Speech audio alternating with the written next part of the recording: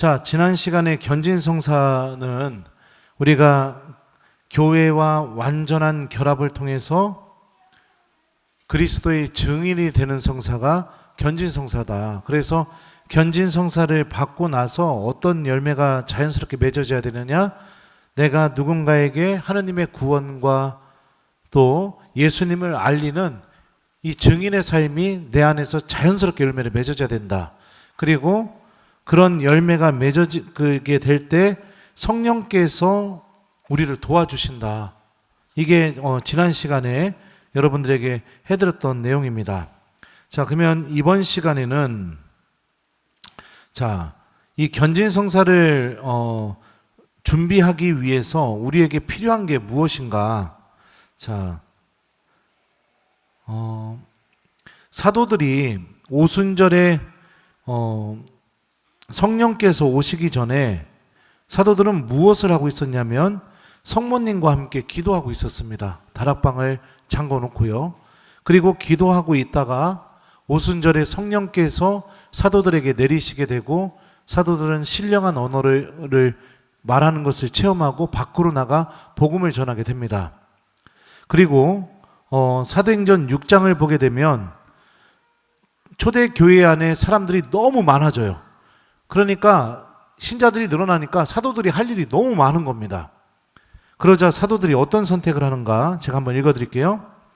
그래서 12사도가 제자들의 공동체를 불러 모아 말하였다.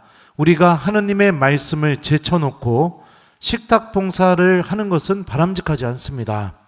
그러니 형제 여러분 가운데에서 평판이 좋고 성령과 지혜가 충만한 사람 7을 찾아내십시오.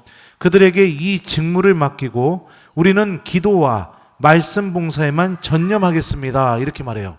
그러니까 너무 바빠지게 되니까 사도들이 다 여러분들이 알아서 하십시오. 대신에 이거 2가지만 우리는 집중하겠습니다. 그 2가지가 뭐죠?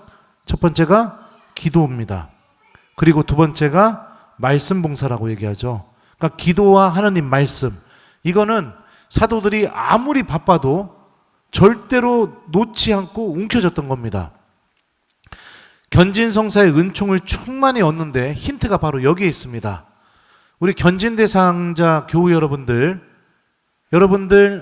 기도를 시작하셔야 됩니다. 어떤 기도를 해야 되는가? 저는 가장 탁월한 기도가 성모님과 함께하는 묵주기도라고 저는 생각합니다. 사도들이 성모님과 함께 기도하다 성령의 은사를 받고 성령 체험을 했던 것처럼 우리 견진 대상자 여러분들 묵주기도를 열심히 하셨으면 좋겠어요. 견진성사 전까지. 실제로 우리 교구에서 있었던 일인데요. 우리 교구 신부님이 체험했던 일입니다. 어렸었을 때 사도행전을 읽고 중고등학교 때였어요. 그리고 나서 갑자기 그런 생각이 들더래요.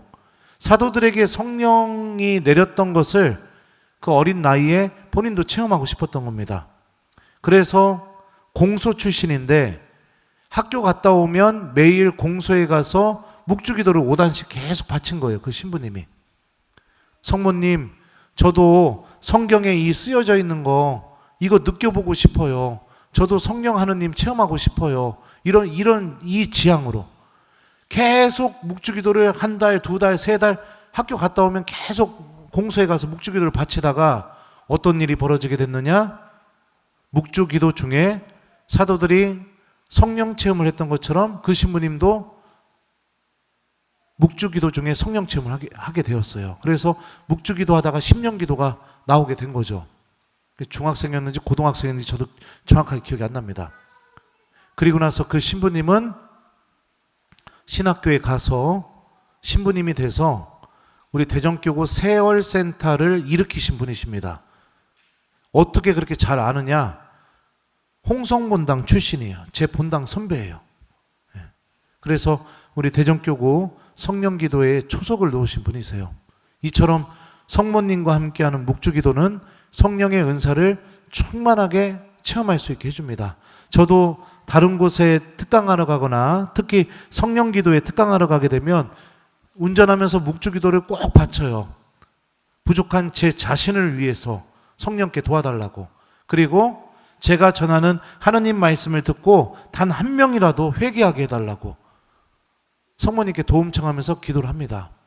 그렇게 기도를 하고 복음을 전했던 것과 묵주기도 하지 않고 복음을 전하는 것은 느낌 자체가 다르고요. 그리고 제 안에서 체험되는 것 자체가 다릅니다. 기도 없이 복음 선포를 하게 되면 그냥 제가 억지로 이야기하는 것처럼 느껴져요. 근데 성모님께 도움을 청하면서 기도하고 난 뒤에 복음을 전하게 되면요, 그냥 막 저도 모르게 막 얘기가 막 나옵니다. 막. 그래서 묵주기도를 하셔라. 그리고 이미 견진성사 받으신 교우 여러분들이 그리스도인의 증인으로서 살 의지도 필요성도 못 느끼고 살고 있고, 성령의 은사가 무엇인지도 전혀 체험한 적도 없고 그에 대해서 관심조차 없으면 여러분들 그거 큰일 나는 겁니다. 하나님의 은총을 헛되이 내가 다루는 겁니다. 그러니까 여러분들도 묵주기도를 성모님과 함께 하셨으면 좋겠어요. 성령 강림 대축기를 우리가 거룩하게 잘 준비하기 위해서. 이게 첫 번째로 준비해야 될 사항입니다. 자, 그동안 여러분들의 기도 지향을 한번 생각해 보십시오. 어떤 지향들이 여러분들의 기도 지향의 대부분이었나요? 우리 중고등부, 너희들은 너희들이 기도할 때 기도 지향은 뭐였냐? 뭐 물어보면 얘기 안 해주겠지. 뭐 시험 잘 보게 해주세요. 뭐 누구 아프니까 낫게 해주세요. 아니면 또 뭐 우리 건희 같은 경우는 뭐 그때 미사지향 뭐 올렸었지? 네. 무슨 주식 오르게 해주세요. 네. 뭐 다양한 기도 지향이 올라올 수 있습니다. 근데 그 지향 자체가 나쁘다는 건 아니에요. 근데 중요한 건 뭐냐면은 성령 하느님께서 내 안에서 활동하실 수 있는 지향을 우리가 두고선 기도를 한다면 그 기도가 더 큰 열매를 맺겠죠. 바오로 사도가 코린토 1서에서 이렇게 말했습니다. 우리가 현세만을 위하여 그리스도께 희망을 걸고 있다면 우리는 모든 인간 가운데에서 가장 불쌍한 사람일 것입니다. 그러니까 내가 기도하는 게 현세만을 위해서 기도하고, 내가 예수님을 믿는 이유가 현세만을 위해서 믿고 있고, 내가 갖고 있는 신앙의 희망 또한 현세적인 것들만 희망하고 있다면 바오로가 뭐라고 했냐면 모든 인간 가운데에서 가장 불쌍한 사람일 거라고 그렇게 얘기합니다. 이렇게 기도해 보십시오. 성모님, 제가 성령 하느님을 체험하게 도와주십시오. 성모님, 제가 견진성사 받을 때 성령 하느님께서 주시는 은사를 충만히 받을 수 있도록 도와주십시오. 성모님, 제가 이미 견진성사로 받은 이 은총, 그동안 감추어두고 쓰지도 않았던 이 은총, 그리스도인의 증인으로서 살아갈 수 있는 이 은총이 제 안에서 다시 힘을 드러낼 수 있게 도와주십시오. 이런 지향으로 기도를 해보셨으면 좋겠습니다. 이미 견지성사 받으신 분들은, 또 견지성사 받으실 분들도 마찬가지고요. 자, 또 두 번째는 뭐냐면 사도들이 말씀을 버릴 수가 없다고 했었죠. 그러니까 또 중요한 것 중에 하나가 뭐냐면요, 바오로는 에페소서에서 어떻게 말하고 있냐면요, 성령의 칼은 하느님의 말씀입니다, 이렇게 말했어요. 그러니까 성령께서 힘을 드러내시고 악과의 투쟁에서 우리가 승리할 수 있게 우리에게 주신 훌륭한 무기가 뭐냐? 하느님의 말씀이라고 바울은 얘기합니다. 그러니까 하느님 말씀과 성령 하느님이 얼마나 같이 깊게 함께 계시는지를 우리가 알 수가 있는 거죠. 그래서 견진성사를 준비하고 계시는 견진 대상자 여러분들, 정말로 중요한 게 무엇이냐? 지금부터 하느님의 말씀을 잘 간직하셔야 됩니다. 매일매일 내가 복음을 펴서 읽고, 그리고 그 말씀이 내 안에서 이루어질 수 있도록 나도 협력하고 기도하고, 그런 자세가 정말로 중요해요. 이게 견진성사를 가장 효과적으로 또 준비하는 자세인 거죠. 그리고 마지막으로 또 한 가지 준비해야 될 게 있습니다. 견진 대상자 여러분들, 하나님께서 넘치도록 우리에게 은총을 주시고 우리와 함께 계셔도요, 우리가 이런 상태에 놓이게 되면 하느님의 은총도 하느님의 현존도 내가 느끼고 싶어도 느껴지지 않는 상태가 됩니다. 그게 어떤 상태냐? 바로 죄의 상태입니다. 내가 저지른 죄를 고백하지 않고 용서받지 않고 그냥 견지성사 받을 때까지 그냥 그대로 그냥 간직하면서 견지성사를 받는다. 이러면은 하나님의 은총을 체험하기가 너무나 어려워요. 성령 하느님께서 우리 안에 거처하실 수 있도록 나의 내면을 깨끗하게 정화하고 그리고 거룩하게 만드는 것이 중요합니다. 그래서 특별히 견진 대상자 여러분들 이제 고해성사를 준비하십시오. 고해성사를 준비하는데 그냥 준비하시면 안 돼요. 그냥 뭐 고백하지? 뭐 고백하지? 이런 게 아니라 여러분들 성체 앞에 앉아서 고해성사를 준비하시란 얘기입니다. 성모님한테 도움 청하면서 제가 혹시라도 마음속에 감추어뒀던 것들, 하나님을 만나지 못하게 만드는 습관적인 죄들, 근데 이거를 내가 죄라고 인식 못해서 고백하지 못했던 것들, 이런 것들까지 하나님의 도움으로 내가 고해성사 때 다 고백을 하고 내 내면이 완전히 깨끗해질 수 있는 그런 성사를 할 수 있게 도와달라고 성체 앞에 앉아서 여러분들 도움을 청하는 성사를, 고해성사 준비를 하셨으면 좋겠어요. 특히 견진 대상자 여러분들. 그러니까 이 세 가지를 이번 주에 말씀을 드렸어요. 기도, 하느님 말씀, 고해성사. 이 세 가지 이제 준비 시작하셔야 됩니다. 그래서 성모님과 함께 묵주기도를 계속해서 바치는 하루하루를 보내시고요.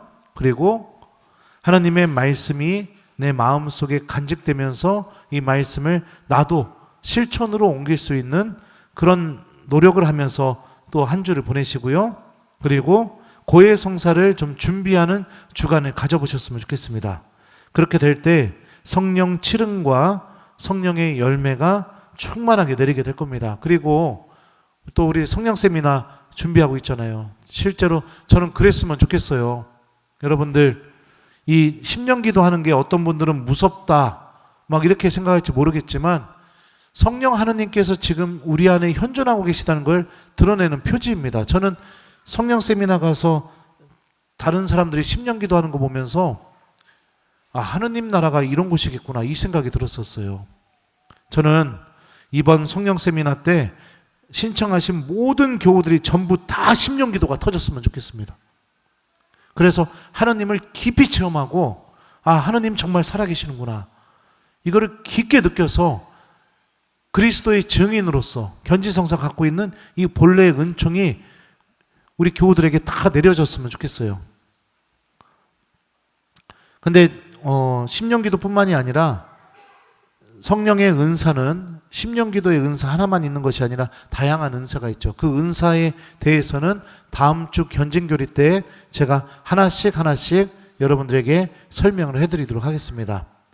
아무튼 그랬으면 좋겠습니다. 전 그래서 다 10년 기도하고 우리 총회장님부터 시작해서 전부 다 공중부양하고 공중부양은 없어요.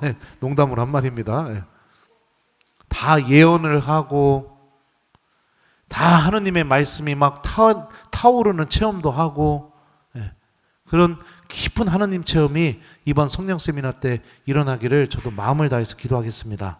자, 그래서 우리가 세 가지 말씀드렸어요. 기도, 하느님 말씀, 그 다음에 고해성사 이 세 가지 잘 준비해서 우리 견진 대상자 여러분들 하나씩 본당 신부님이 안내해 주는 대로 준비하셨으면 좋겠고 이미 견진 받으신 분들 여러분들 성령의 은사와 열매 여러분들 안에서 힘을 드러내고 맺어져야 돼요. 내가 하나님의 은총을 이미 받았음에도 불구하고 아무것도 하고 있지 않으면 어떻게 될까요? 우리들의 믿음 안에서 열매가 맺어져야 되는 겁니다. 견지성사 받았다면 그런 열매들을 맺으면서 살아가는 게 중요합니다. 자, 그러면은 견진교리 끝났습니다.